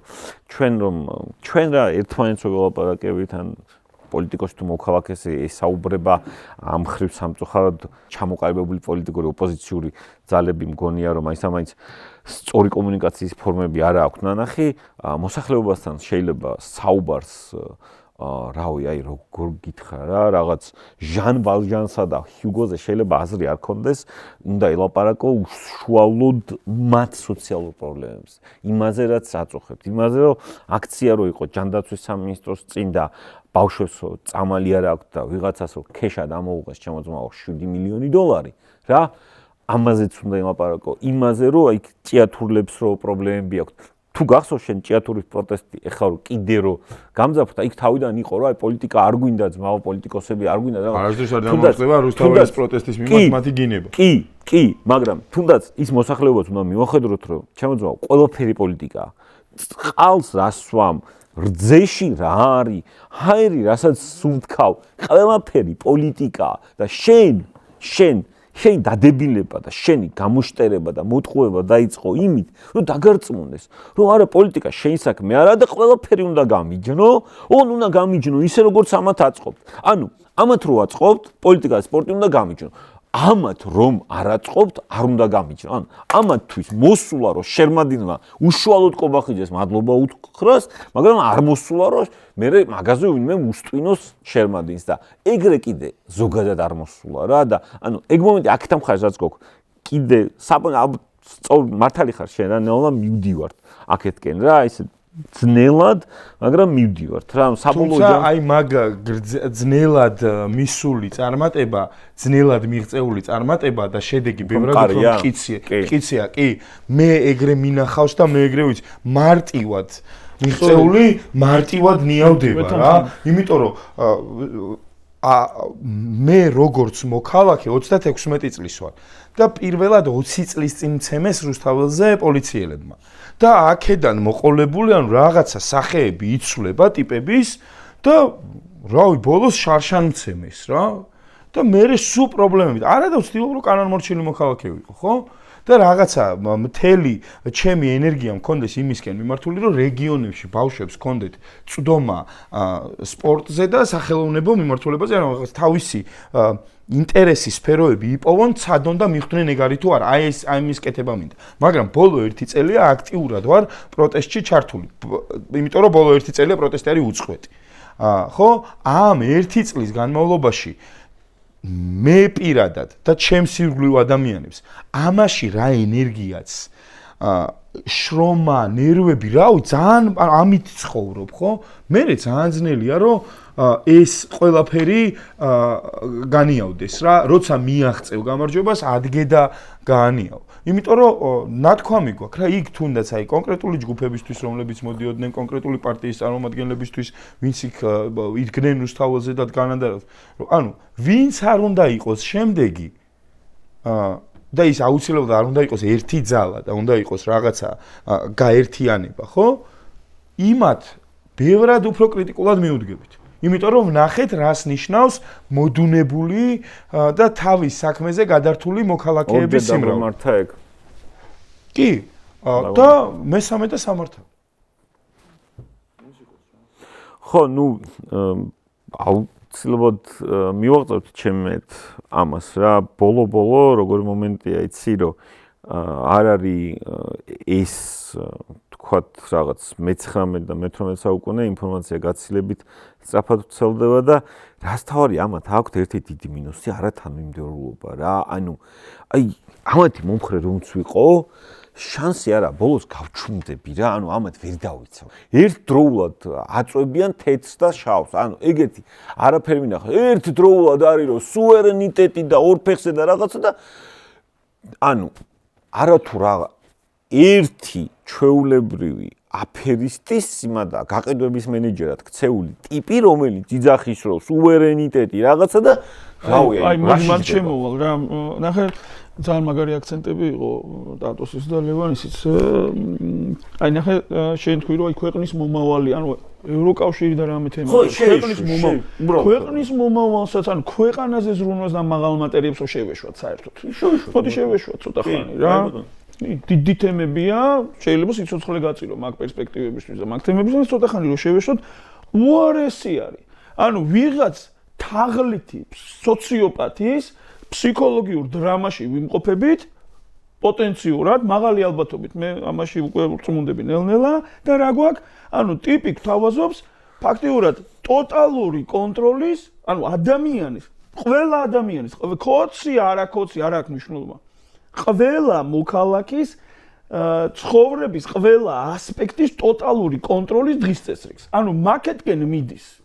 ყველა ბევრი შემილია არგუმენტები მივიყვანო რომ მაკეთკენ მიდის. რა, იმიტომ რომ მე მართლობის სპეციალისტი ვარ და მართლობის სხვადასხვა ფორმებს, სხვადასხვა პრიზმაში, სხვადასხვა პერსპექტივაში და განზომილებაში ვუყურებ და რეჟიმებს და რეჟიმულ ასე ვთქვათ, გამოვლინებებს, უზურპატორულ გამოვლინებებს, როგორც ერთპიროვნულ, ავტოკრატიულ, ასევე სისტემურ მმართველობით და ასე შემდეგ, ამას ვუყურებ ძალიან დიდი დაკვირვებით და მრავალმხრივი ანალიზით. და მთელი ჩემი კარიერა ამას მიუძღვენი ფაქტიურად. ესე იგი, ტიპი გვთავაზობს აი ამ დღის წესრიგს, ტოტალური კონტროლის დღის წესრიგს. ეხლა ეს ტოტალური კონტროლი რაში ჭირდება ამას? ანუ რატო დგას მის წინაშე ეს ამოცანა საერთოდ? რატო დგას ეს ამოცანა? აქ არ არის არც იდეოლოგიური დაპირისპირება ამ ქვეყანაში, რომ ერთი იდეოლოგიით მეორე, ანუ რაღაც ფაშისტური იდეოლოგია ღვივდებოს და კომუნისტურმა იდეოლოგიამ უნდა დაჯაბნოს. ან რაღაც ცივილიზაციური გარდატეხები ამ ქვეყანაში არ ხდება და ჩვენ არ ვართ ისეთი მასშტაბის ქვეყანა და ისეთ განზომილებებს ჩართული, რომ აქ რაღაცა ეს იყო. თუ ვიღაცა მას იყენებს ამ ამბავში, ისე შეიძლება გამოაყენებინოს თავი, რომ კი ბატონო იმ ორბიტაზე გვატრიალოს, ისე რომ ეს გეოპოლიტიკური ინტერესი ამ ვიღაცის და მტრული ინტერესი გატარდეს, მაგრამ აქ ტოტალური კონტროლი ყველა ცხოვრების ყველა ასპექტის არ დამყარდეს, ხო? იმიტომ რომ საბოლოო ჯამში იმ მტრის ინტერესსაც ხელს უხდის, ანუ ტრამპინგს უკეთებს, ხო, ფაქტიურად დღის წესრიგს აფეთქებს, იმიტომ რომ ასე ვთქვათ, ისეთი ტიპის წინააღმდეგობაში გვიბიძგებს, რომ შევიდეთ, რომელიც ანუ საბოლოო ჯამში თუნდაც იგივე რუსეთის ინტერესი გატარებას აქ შეუძლებელს გახდეს უბრალოდ რა და ანუ აქედან მივდივარ იმ დასკვნამდე რომ ანუ ესე იგი ფაქტიურად მიგვაქანებს სრული იზოლაციისკენ რომელსაც ფუთავენ რომ თითქოს ეს არის რაღაც ნეიტრალიტეტის სტატუსის ამბავი და თითქოს ეს ნეიტრალიტეტი რაღაც კავშირებში არ ყოფნა არის, მაგრამ ამაზე ხო საერთოდ არანაირი არგუმენტები არ აქვს და საერთოდ ეს პარადიგმა მოსახლეობაში ისე აქვს შემოტანილი, რომ ანუ ძალიან უხეში და ზოგადი განმარტებების კმაყოფილება მოსახლეობას არ აქვს უბრალოდ ეს დრო და მოსახლეობის რომელ სეგმენტზე უნდა ვილაპარაკოთ, აქაც ძალიან მნიშვნელოვანია ეს. მაგრამ ნახეთ, ესე იგი იზოლაციისკენ მიგვაქანებს და მისთვის ეს იზოლაცია რაღაცნაირად არ არის თითქოს პრობლემა. ანუ რეგიონულ დონეზე იზოლაციისკენაც მიგვაქანებს. ანუ ესე იგი ჩვენ რაც რეგიონული ესე ვთქვათ უპირატესობა რაც გქონდა, ხო? ანუ რეგიონული ჰაბის და ამას გვაშორებს ისე რომ გვერდსგვივლის ეს გზები, ხა, ხედავთ აზერბაიჯანის, სომხეთის, თურქეთის კავშირით იმხელა ფსიქოლოგიური ბარიერები გადაილახა იქ იმხელა დოვლათი შეიძლება შეიქმნას რომ ანუ სომხეთის მიერ თურქეთთან მიმართებაში თუ აზერბაიჯანთან მიმართებაში ამ ომის კვალობაზე რომელიც ჯერ კიდევ თბილი არის და ჩვენ ანუ სრულ იზოლაციაში ვხდეთ ანუ რუსეთში პოტენციურად რამე რო შეიცვალოს რუსეთისგანაც იზოლაციაში აღმოჩნდება რუსეთში არაფერი რომც არ შეიცვალოს მაინც რუსეთისთვისაც კი აი ესეთი სისულელეები ამ სულელების აი ამაშია საქმე აქ არის ძალიან დიდი კითხვის ნიშანი ამას რას აკეთებს ეს კაცი და ჩვენ გვაქვს ხა ესე იგი მდგომარეობა აქეთ მხარეს როდესაც გვაქვს ეს დაქსაქსულობა და ეს დაქსაქსულობა არის განპირობებული პირველ რიგში იმით ჩემი აზრით ჩემი დაკვირვებით და არ მხოლოდ ჩემი დაკვირვებით რა თქმულებებით ამიკითხია ესე იგი პოსტსაბჭოთა საზოგადოების სინდრომში ვიმყოფებით, ანუ ჩვენ ას მენტალური ტრანსფორმაცია არ განგვიცდია, იმიტომ არ განგვიცდია, რომ ფაქტობრივად ორი რეჟიმის წიაღში ვიცხოვრობთ.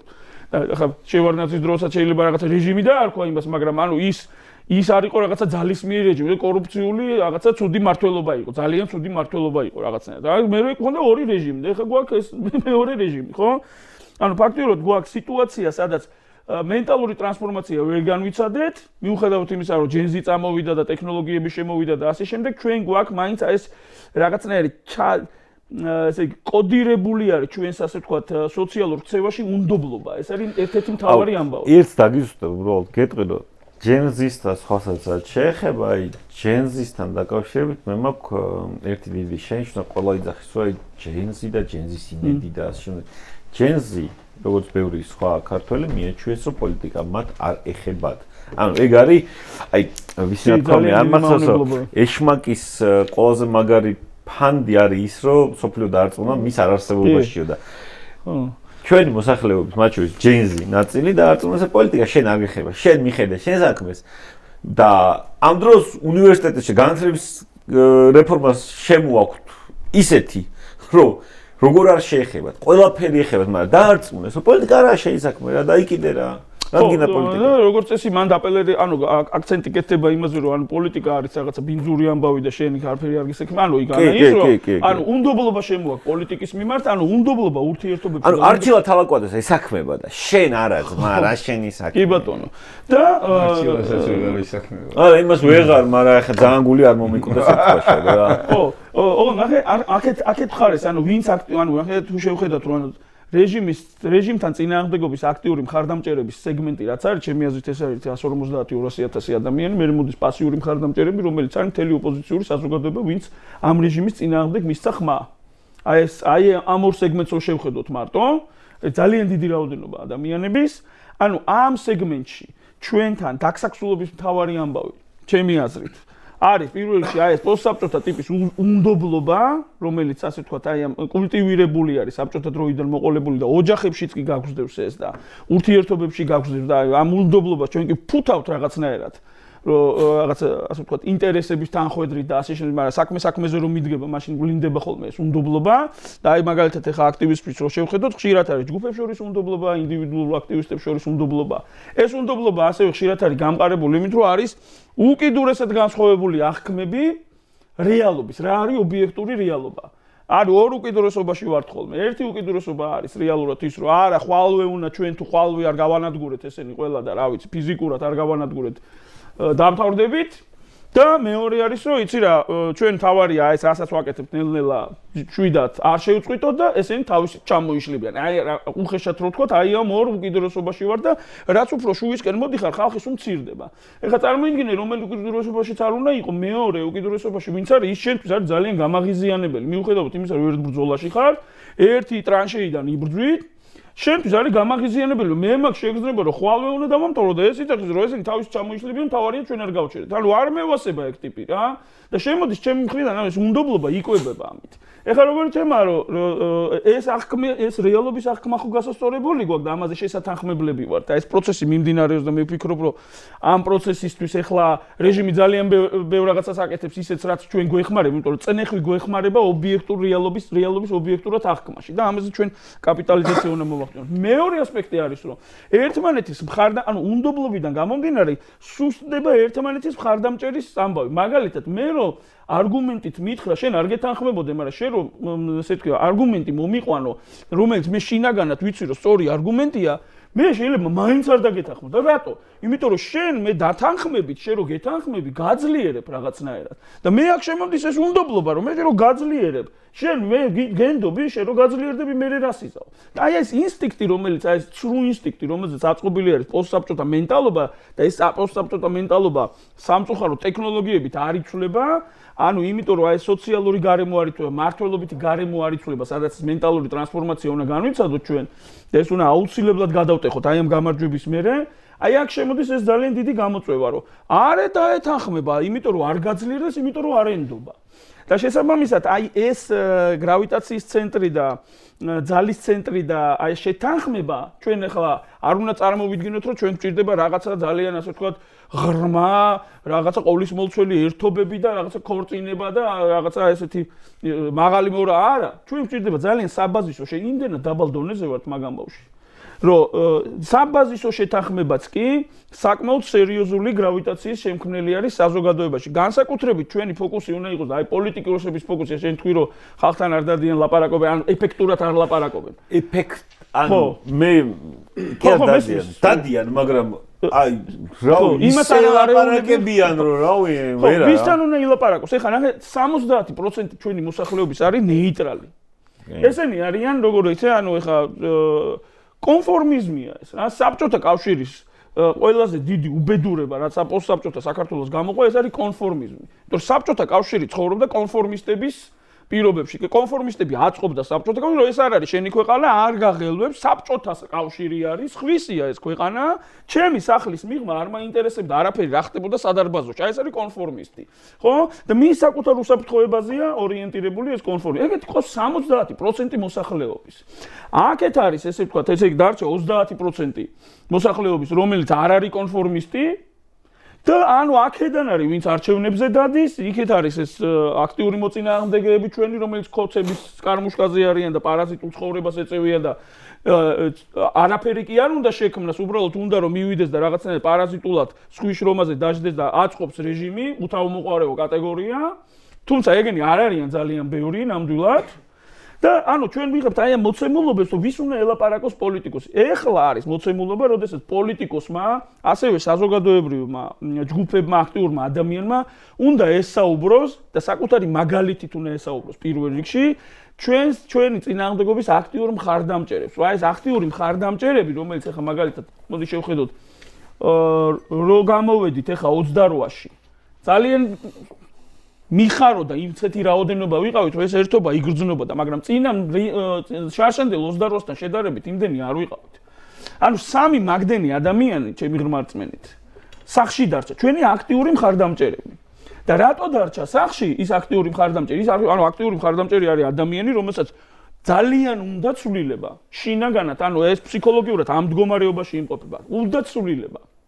პასიურისგან განსხვავებით, პასიური არის, როდესაც მას უბრალოდ არ უნდა რეჟიმი, ანუ მინდა ცვლილება და არ მინდა რეჟიმი, ეს ცოტა განსხვავებული ფსიქოლოგიური მდგომარეობა, სხვა ენერგეტიკა გაქვს შინაგანად, სხვა რაღაცეებზე ხარ წამსული, სხვადასხვა რამეა ეს. თითქოს არ გავს, მაგრამ რეალურად სხვადასხვა რამეა. ანუ ეს ხალხი სამი იმდენი ადამიანი, რამდენიც 28-ში ხარ ჩვენ ყავდა საბედნიეროდ ქუჩაში, არ გამოვიდა მაინც. რაღაცას ელოდება ის, რაღაცა ჭირდება, კატალიზატორი ჭირდება. და აი ეს კატალიზატორი პირველ რიგში არის რაღაცა შეთანხმება. თან ახლა ნახე, რომელიღაცა ჯგუფი რაღაცას ამბობს, ეს არ არის საკმარისი. ვიღაცამ რაღაც გეგმა დადო ცალკეულმა ჯგუფმა, ეს არ არის საკმარისი იმ ხალხისთვის. დაჭკვიანდა ეს ხალხი. ჩვენ გავიზარდეთ, მაგრამ ამ პროცესში ეხმიანები, რასაც ერთი წლის განმავლობაში ჩვენ გავიზარდეთ, კრიტიკული აზროვნება შემოვიდა, განსაკუთრებით იმ ადამიანს, ვინც ბრძოლაში ვარ. კაცო, ვიბრძვით, შედეგი არა, გაზომვადი შედეგები ხო გვინდა. ფრუსტრაციაში შედიხარ. ამიტომ ფოკუს ასწორებ და ასწორებ. და შესაბამისად გჭირდება ეს გაზომვადი შედეგი და ეს ამბავი გვეხმარება ჩვენ იმ ამბავში, რომ კრიტიკული აზროვნება შემოვიდა, რომ რეალურად რა გჭირდება ჩვენ. ანუ ისიც ფაქტი არის, რომ არაერთ ეს ერთპიროვნული ვიღა ტიპები, ქარიზმატული ლიდერები არავის არ ჭირდება, იმიტომ რომ ეს ლიდერები ძალიან მაღალი რისკის მატარებლები არიან. სად ვინც ოდის გაუბერავს აღარ ვიცით უკვე და არ გვინდა ბატონო ეს ერთპიროვნული რაღაცა მაგარი ლიდერები რა. ხო, ეს არ გვინდა. ჩვენ გვინდა ახლა ძალიან, ანუ მე მაგალითად აი ესე ვუყურებ რა, რომ ბევრი ადამიანი, ვინც ერთმანეთს არ ეთანხმება, არც ევასებათ ერთმანეთი საერთოდ, რა ვიცი, სულაც უფრაზეც არ დაждდებიან, მაგრამ აი ესეთი ხალხი თუ რაღაცაზე შეთანხმდება საბაზისო დონეზე, როგორ ვიბრძვით, მე რა იქნება და ასე შემდეგ, აი ეს იქნება ჩემთვის ძალიან სარწმუნო და სანდო მოცემულობა. იმიტომ ესენი თუ შეთანხმდნენ, ესე იგი აქ არის რაღაც დამუშავებული, გააზრებული, ჩამოყალიბებული ლოგიკური პროცესი, რაზეც ესენი შეთანხმდნენ. მორჩა, მე აი ამ შეთანხმების კვალობაზე უკვე შეიძლება გამოვიდე და როგორც ტატომ თქვა, აბსოლუტურად ვეთანხმები. პატარა წვლილი შეიძლება შევიტანო, უბრალოდ ერთი პოსტი დავწერო, როგორც პასიურმა მხარდამჭერმა. მაგალითად, გავაქტიურდე და დავწერო პოსტი, რომ ხალხო მე ამას არ შევეგუებ, მარტო ეს თქვა. ან შემოვიდე და რა ჩავერთო პირდაპირ ეპიცენტრში შემოვიდე და ანუ იქ ვიყო წინა ხაზზე ვიყო, გინდა ფიზიკურ თუ საინფორმაციო ბრძოლაში. ორი ტიპის ბრძოლა გვაქვს, ხო? ფიზიკური ბრძოლა და საინფორმაციო. ან ორივე ერთად, უფრო სწორია ორივე ერთად. ანუ აი ეს ამბავი გჭირდება. ძალიან ახლოს ვართ მაგ ამბავთან. ანუ ისევე როგორც მაგას თუ არ გავაკეთებთ, ძალიან ახლოს ვართ, რომ რეჟიმი მოახერხებს დამკვიდრებას და ჩვენ მივიღებთ ხოჭხას საქართველოს, როგორც იყო ალბანეთი. და გვაქვს, ანუ ასე ვთქვათ, მოცემულობა, სადაც აი მაგალითად ჯანდაცვის სამინისტრო რომელმა ახსენეთ, ჯანდაცვა მე ვიყავი გუშინ მისული იქ ამ მიტინგზე. იქ ჩამოვიდა სხვათა შორის ოცნების მინისტრი. და მათ ესაუბრა. ნუ წარმოუდგენელი რაღაც უთხრა, მე იმ ხალხის ადგილას ახლა აღშფოთდებოდი რეალურად, მაგრამ ეს ხალხი ისე ტრაგედიაში იმყოფება თავიანთი შვილების აი მდგომარეობიდან გამომდინარე, რომ დიუშენის კუნთების ატროფიის. ხო, ტიპმა რა უთხრა, რომ იცით რაო, ჩვენო ეს პრეპარატიო უსაფრთხოების პარამეტრებში უნდა გავატაროთო და კარგად გავაანალიზოთო, რამდენად რა უსაფრთხოების პრეპარატი უნდა გაატარო. ჯერ ეს ერთი საექსპერიმენტო პრეპარატები, ხა ადამიანი თუ ეთანხმება რეალურად, რომ მე მზად ვარ, რომ წავიდე ამ რისკზე, ის უნდა მისცე ამის შესაძლებლობა და რა უნდა გაატარო. რეალურად შვილები ფაქტიურად საშინელ მდგომარეობაში ყავთ ადამიანებს. მე სერტიფიცირებული ეგ პრეპარატი ამერიკაში, ევროპაში და ახლა სარგველაძე უნდა გაიაროს.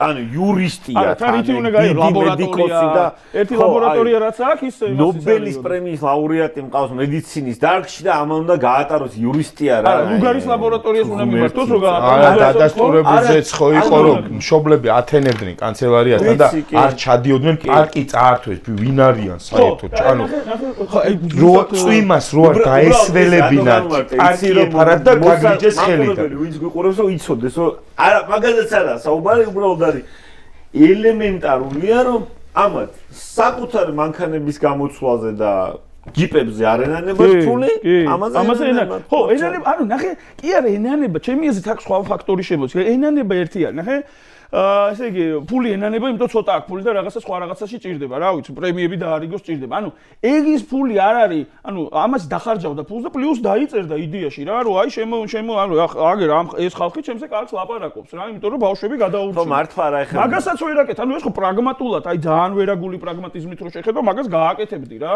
რატო უნდა დააკეთო პრაგმატულით კი არა მეგა პრაგმატული ნორმალური მთავრობა ამას უნდა აკეთებდეს ნორმალური რო არ არის მაგრამ აი თუნდაც ეს რეჟიმი მკვიდრდება და უნდა ეხლა ვიღაცა რაღაცა კარგი თქვას მაზე არ აკეთებს რატო არ აკეთებს იმიტომ რომ ესეთი მოწყვლადი ჯგუფები და ესეთი ასე ვთქვათ ტრამვირებული ჯგუფები რომლებსაც აქვს ძალიან მძაფრი საჭიროებები და ანუ ფაქტიურად პატარა ხელშეწყობით ისინი ძალიან დიდ ცხოვრებისულ ხარისხს აღწევენ ეხლანდელთან შედარებით ბევრია და ანუ ერთ თუ გაუკეთე ესე ყველას უნდა გაუკეთოს და ეს ისეთ განზომილებაში გადის უკვე რომ ეს რეჟიმი უკვე ვეღარ არის მაგრამ მე ხალხი ზრუნვა მოუწევს რეალურად ხო და ეს ახლა ბიზნეს მიდგომაში არ ჯდება ეს ბიზნეს ენუერ ხოჭყას მიდგომაში ეს არ ჯდება ეს არ არის ის პარადიგმა და შესაბამისად ის რომ პოლიტიკა და აი აქ ძალიან სწორი აქცენტი იყო ანუ პოლიტიკა ახლა ვიდექით და საუბრობდი რომ ანუ რეალურად განცხადებები კეთებოდა რომ იცი რა ჩვენ ახლა პოლიტიკისთვის არ ვართ აქ მოსული ჩვენ ვართ მოსული აქ შვილების გადასარჩენად ორი აზრი არ არის და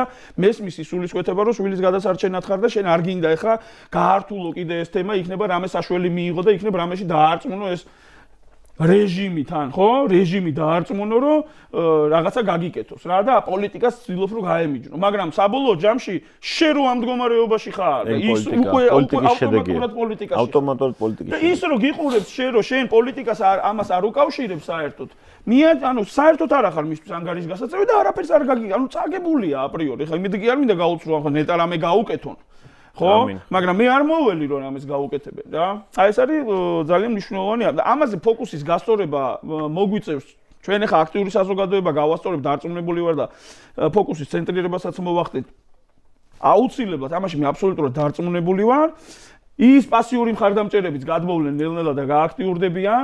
სწორი აქცენტი იყო ჩემი აზრით, რომ კოცების იმ ნაწილში, სადაც აი ხა შიგნით უნდა დამკვიდრდეს ეს რეჟიმი, ანუ ეს პრობლემა, რომ ჯერ შიგნით უნდა დამკვიდრდეს წესი და რიგით. და მე გარეთ უნდა დაიწყო, აი ეს ორივე უწევს. ეხლა შიგნითაც მკვიდრდება, გარეთ ეს ურთულესია. ეხლა მაგის მნიშვნელობამათ არა აქვს და ჩვენ ცოტა უნდა ვიაქტიუროთ, მაგრამ ის კოცებიც, ვინც ეხლა ნელ-ნელა ჩაწყდნენ ღარიბაშვილის, ლილუაშვილის, გომელაურის და აი ამათ რაღაც აწყობილ კარმუშკებს, აი სანამცეცეებს, ხო? და იდანაც იკენკებოდნენ, ესენი ყველაფერი ჩაიხსნა ეხლა. და ძალიან მტკივნეულ მდგომარეობაში არიან. ესენი ნელ-ნელა გადმოდიან ეხლა ჯერ ნეიტრალებში, კონფორმისტებში, აი ამათი დედაც და იმათი დედაც რო იძახიან. არც ის მინდა. და მე როდესაც პირადად შეეხებათ მათ, აი კონფორმისტი როგორია, პირადად რო შეეხებათ ემა, ოჯახში რო შეუვარდება ვიღაცა, აი შვილს რო დაუჩაგრავს, მანქანას რო გაუტეხავს, ფულს რო აახევს, ბიზნესის წილში ჩაჯდომას რო მოსთხოვს, უნდა ტაქსისტი იყოს. აი მე უკვე გადმოდის ჯერ პასიურ მხარდამჭერში და აქ თუ ცენტრი გაქვს, უცებ გააქტიურდება და დარწმუნებული ვარ, აი ამ პროცესს ჩვენ ასე ვთქვათ ვიხილავთ საკმაოდ ახლო მომავალში, იმიტომ რომ ესენი ძალიან ჩქარობენ და ძალიან ბევრ შეცდომებს უშვებენ და ჩვენ ყველა შეცდომაზე ჩავაწერთ ეფექტურად.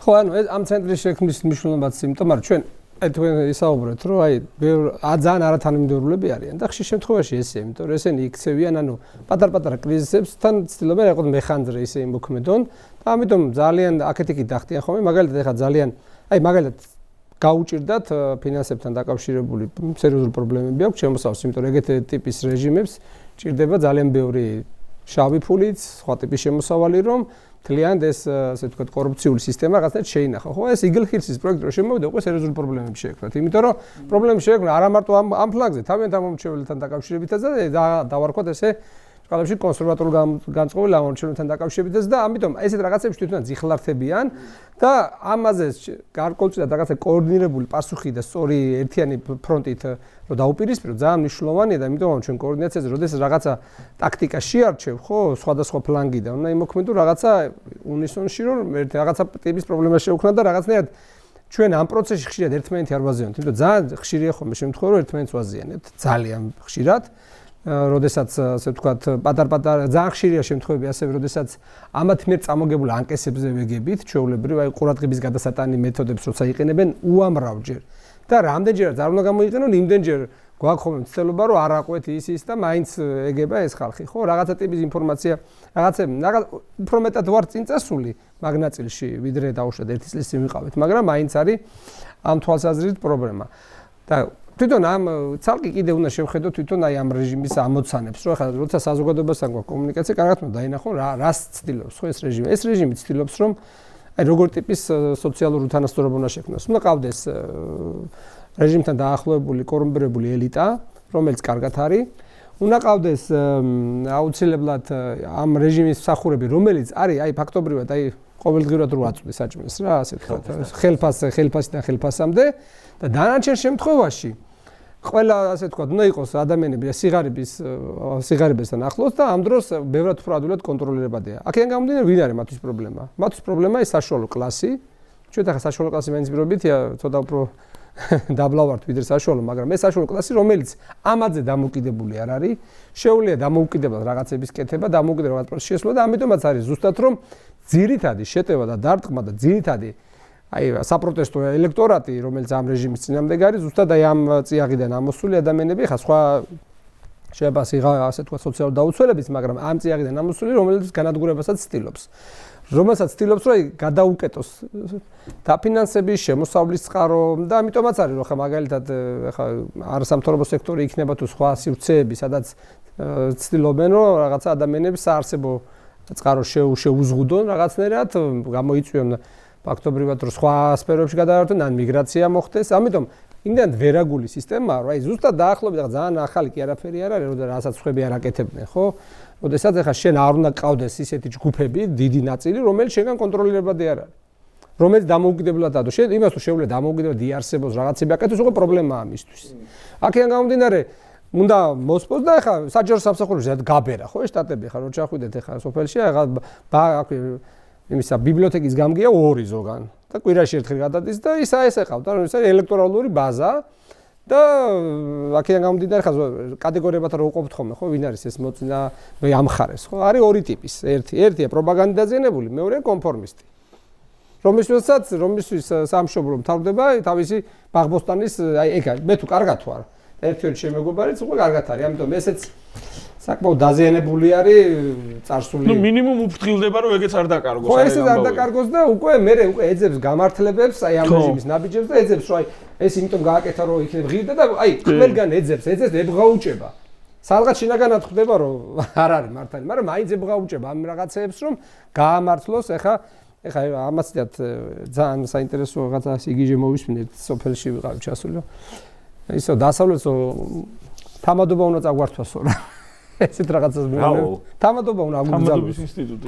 ეხლა წარმოიდგინეთ ხალხი ზოგ შემთხვევაში როგორი პროპაგანდაზე ნებული არ თურმე ხა დასავლეთი რომ მოდის რაღაცა ტრადიციებს ებრძვის რომ რაღაცა თამადობას აგეგზავნოს და ეგ ვეღარ დავი. ანუ ესეთი ტიპის პროპაგანდაზე ნებული ხალხიც არის ხა რაც ცოტა ხო გვიკვირს, მაგრამ აი ნუ ტრაგიკულად გასაკვირია ეგ ამბავი რა, მაგრამ ამავდროულად ძალიან ბევრი არის რომელიც კარგად აცნობიერებს ეს ჩვენი ტრაგედია მათ შორის ადამიანი კარგად აცნობიერებს რა რეჟიმია, რას აკეთებს, მაგრამ მისი ამოსავალი წერტილი 2 რაღაცა, ერთი აწყობს ეს მოცემულობა და მეორე რაღაცნაირად ვერ ხედავს სხვა საარსებო წყაროსაც და ამის გამო ესეთი ტიპის კომპრომისებზე მიდის ეს ხალხი რა. ამიტომაც ამათანაც საჭიროა სწორი კომუნიკაცია, სწორი საუბარი, კიდევ უფრო ასე ვთქვათ ჩვენც უნდა ამ ხალხთან კომუნიკაციის რაღაცებიც უნდა ვისწავლოთ. ჩვენ ძალიან გვაქვს კავშირი ახლა რეგიონებთან დაკარგული დიდწილად, ძალიან პრობლემური გახდა, იმიტომ რომ რაღაცნაირად ამ პროპაგანდამ მოაქცია რაღაც ნაჭუჭში, ანუ ფაქტობრივად სადაც ასე ვთქვათ ამ იმედმა სხვადასხვა საინფორმაციო სივრცეში მოაქციეს, დამოკიდებული გახადეს ეს ხალხი ამ ინფორმაციაზე კი, რაღაცა ფორმით სხვადასხვა შედის, მაგრამ ეს 10 წლის განმავლობაში წვეთ ისე ქონდა მიწოდებული, რომ ამ ბაბლის იქში, ამ იმის გარღვევა აი ამ ჯგუფებთან განსაკუთრებით, ხო, რეგიონებში ცოტა რთული გახდა. აი მაგაში ერთადერთი რაღაცა რაც წვერი დაგეთანხმები არის ეგ რომ რთული არის, სწორედ უნდა მუშაობა.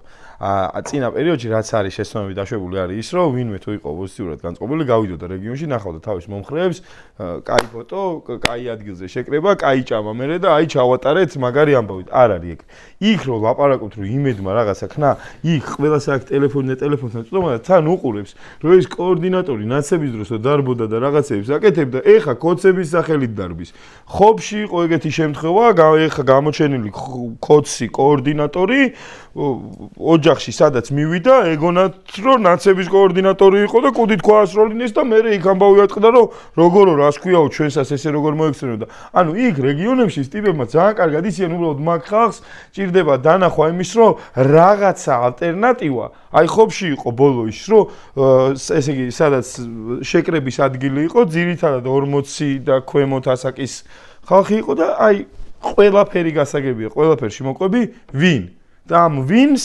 აი აგერ აორგანიზებს რუსთაველი სხვადასხვა ფორმით ვინ კი არა ვინები გრამატიკულად იმედია ისტორია იმიტომ რომ აი ეს ერთი საქმეა სწორი იყოს და გრამატიკას ცოტა ხანს შევიშვა ხო არა მაინც მოვერიდე რა ხო და მაგ ნაწილში რომ ადამიანებთან ლაპარაკი და ჩვენება რომ დათომ აღნიშნა ძალიან კარგად რა მაგალითით უნდა აჩვენო მაგალითით ჩვენება რომ აი ეხა ყველაფერში არ ვეთანხმები ამ ხალხს მაგრამ რაღაც საქმის გამო ამათთან ერთად ვდგავა რა იმიტომ რომ ჩვენი შვილებისთვის უეჭველი თანასწორობა გვინდა რა ანუ არ გვინდა რაღაც პრივილეგია ჩემი შვილისთვის და შენი შვილი იქ ჩაგვრის ქვეშ იყოს არა მაქედან რომ გამოდიხარ და მაგას რო აჩვენებ მე ბევრად უფრო მეტი იქნება ნტობა და როგორც დათომ აღნიშნა ნელ-ნელა იმაზე სწრაფად ვიდრე წარმოგვიდგენია გადაწყდება ეგ ამბავი ჩვენც ახლა სხვადასხვა ამ პროტესტის დავიწყეთ აი ქუჩებში მარშებსაც ჰქონდა ეს ამოცანა რომ ეს აპროტესტო ხმა შედის ისეთ ადგილებში